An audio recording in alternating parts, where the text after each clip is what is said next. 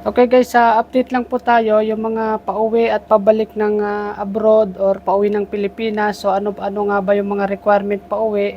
So ngayon as of July 2024, ganun pa rin po ang requirement. Siyempre yung plane ticket ninyo, valid plane ticket, check nyo yung ilang timbang niyan mga idol, kung ano nakadeclare doon, kung ilang pieces of luggage.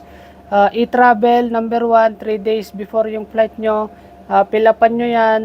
Actually, nung umuwi ako, hindi naman hinanap yung e-travel. No? Dapat nga, tanggalin na yan. Eh.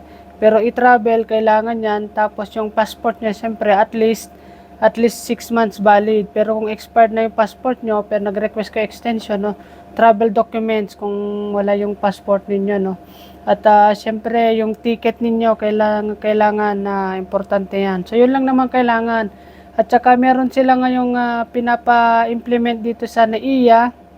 Kailangan ng face mask na naman dahil meron nga pong lumabas yata na parang COVID na naman sa Japan na parang 30% fatality rate ng COVID na to. Sus Mar Joseph, grabe yung parang lumakas yata yung virus mga lot. So ingat-ingat. So sa lahat ng mga OFW natin, mga turista, mga Pilipino saan man sa mundo, so ingat-ingat kayo. Yun lang pa naman yung bagong update mga idol, no? So thank you, thank you.